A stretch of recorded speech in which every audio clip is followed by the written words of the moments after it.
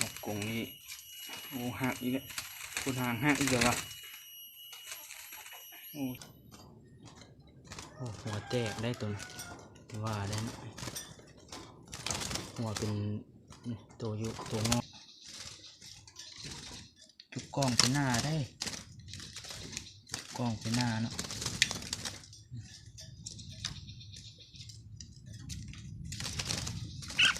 งามอยู่ทุกคนงามสบายดี FC มาทุกคนเนาะในสิพามาเบิ่งนกอีกทุกคนนกยัง4 ตัวพวกอาบน้ำอยู่มันอยากอาบน้ำเอาน้ำมาเติมใหม่เนาะลิ้นโคนสั้นโคนอยู่ลิ้นโคนสั้นโคนอยู่นกซ้อมโคนอยู่นกยัง5-6 ตัวเนาะยัง5-6กับตัวอยู่หลังบ้านเนาะ2 ตัวนกต่ออยู่นี่ตัวนึงนี่ทางนา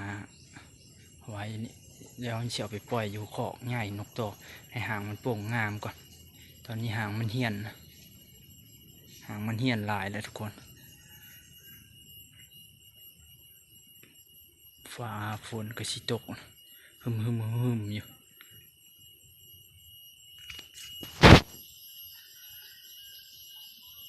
อากาศดีอยู่มันอากาศดีอยู่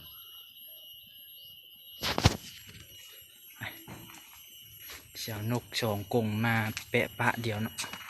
ว่ากรงเลยนกงาม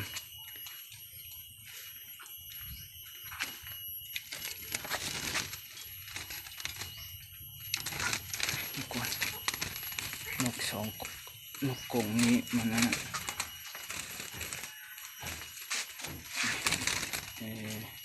นกกรงนี้โอ้หักอีกแล้วคุณหางหักอีกแล้ววะโอ้จังแม่นเนาะหางหักดุแท้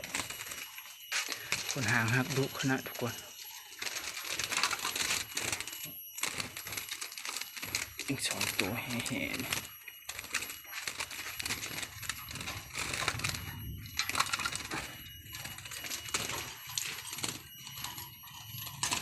2 ตัวแห่2 ตัวบัวแห่เนาะทุกคนนี่เนาะทุกคน2 ตัวนี้หางกำลังโป่งใหม่นกพอดีกำลังงาม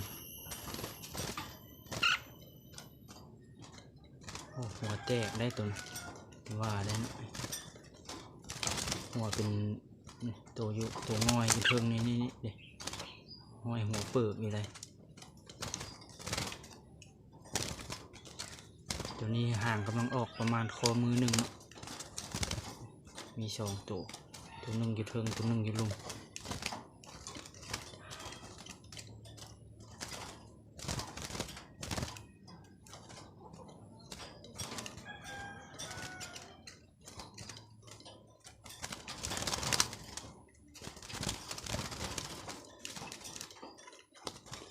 ทั้งหมดมี5 ตัวนกยังเหลือ5 ตัว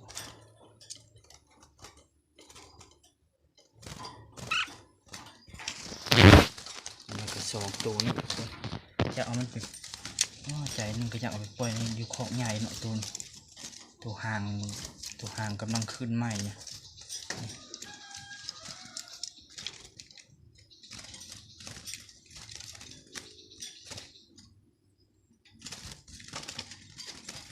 ใจนึงก็อยากไปปล่อยกรงใหญ่ให้หางมันปุ่งให้มันยาวให้สุดซะเนาะ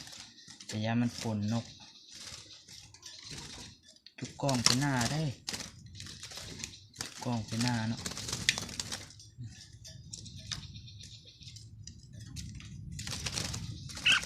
งามอยู่ทุกคนงามอยู่เนาะ2 ตัวนะบ่ได้แห่ให้กันใด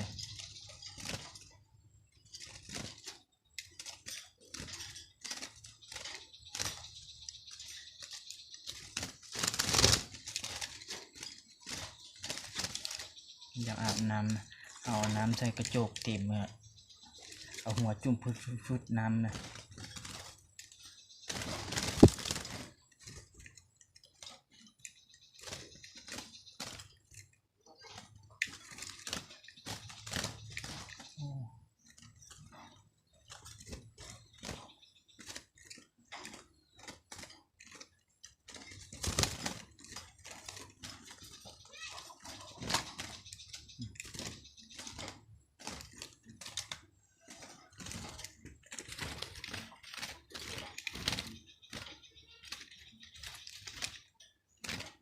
หอนยาวเป็นยาวเนาะตัวนี้โอ้หอนโคตรยาวเลยทุกคนยาวดีขนาดสังเกตบนหอนมันตัวหางยาวเนาะ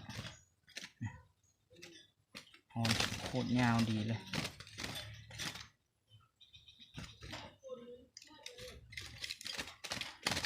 ตัวนั้นน่าจะหอนกล้องเนาะเข็นได้คนชุดหอนจะกล้องไปหน้าตัวหางสันมีหางยาวหางสัน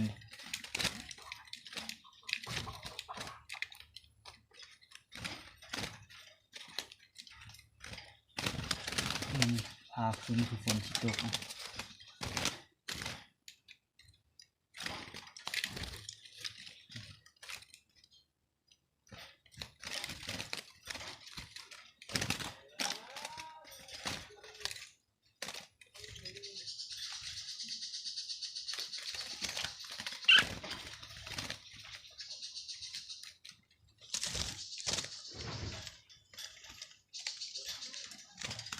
นกนั้นมาห้องไกลเลยนกแตนแวนเนาะปากคมๆตื่นเลยนกเขาเริ่มตื่นเลย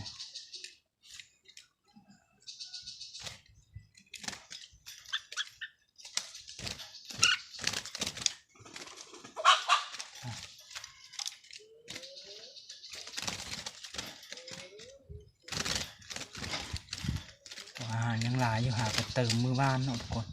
เติมใส่มือบ้านหัวอาหาร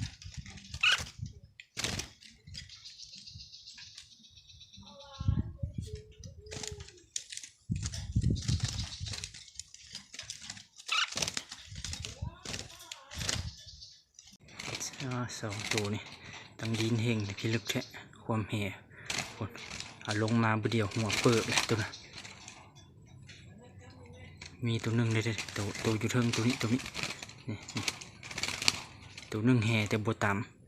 ตัวหนึ่งแห่เลยตามเนาะตัวจับอยู่นี่ตามมันตามป้องมันนี่เอาบริเชือคุมเทิงมันตามป้องอันนี้เนี่ยหัวแตกคนป้องมันสองตัวนี่สิแห่ก็ธรรมดาสองตัวแต่สองตัวนี้ที่แกมกำลังแดงตัวนะอยู่ไกลหลายหางหักเมื่อแหละเห็นคนเฮาอยู่ไกลหลายบินมา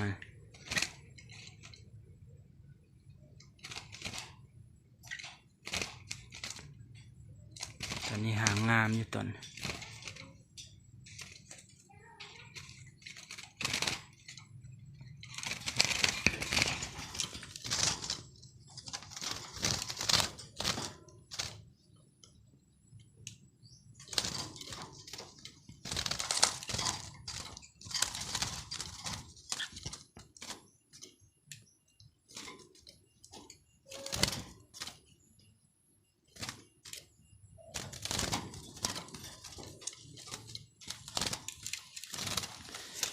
ตัวนี้ก็สองตัวนี้แล้วก็อีกตัวหนึ่งทางหลังหลายมือจึงไปถ่ายคลิปให้เบิ่งตัวทางหลังบานทุกคนโอ้เริ่มแตกเฮงในหัวตัวนี้เนาะเพราะว่าตัวนี้มาจับต่ำตัวนี้โอ้หางปีนหางหักแล้วตัวนี้ก็อยู่ไกลหลายหางหักแล้วเข้าไกลบ่ได้นะ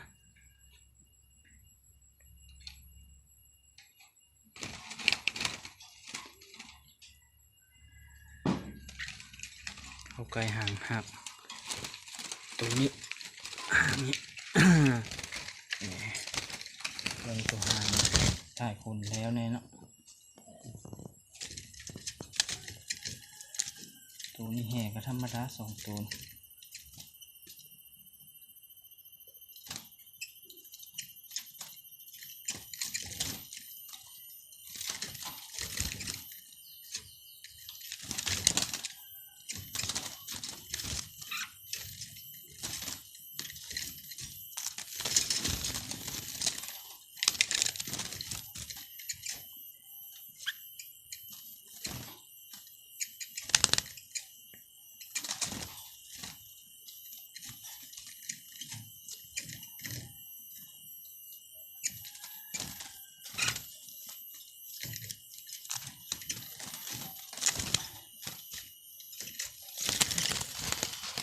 มาเกาะสองตัวนี้ไว้ก่อนทุกคน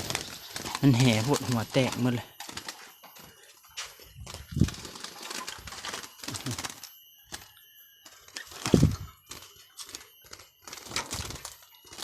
โอ้น้ำเหี่ยหมดน้ำเหี่ยหมดน้ำเหี่ยหมดแล้วแห่โพดสองตัวทานเขาป่าเป็นอาหารเลยมันเห็นคนเที่ยวไปเที่ยวมาแต่ว่ามันยังถ่ายคนบดเช็ดบดเลยฮะดูหัวแตกละตัวหนึ่งหัวแตกไปแล้วตัวหนึ่งมืดแท้ทั้งนี้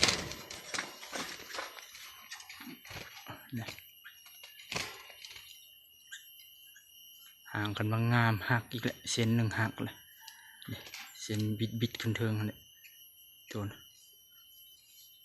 ห่างกำลังงามจอบงาม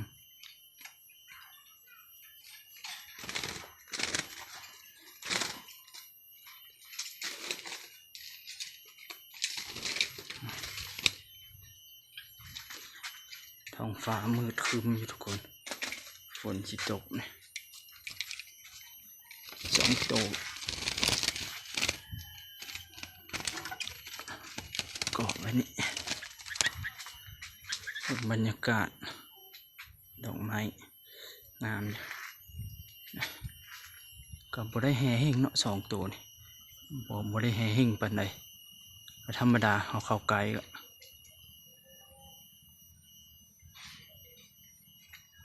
โอเคเนาะทุกคนคลิปนี้ก็ฝาก FC ทุกคนเนี่ยเขามาเบิ่งกดไลค์กดแชร์เนี่ยเนาะคลิปนี้ก็สิจบลงเพียงนี้เขายังสิไปเบิ่งนกอยู่ขอกหลังยังเหลือตัวหนึงสิไปเอานกแก้วนกต่อเขาไปปล่อยซะนะ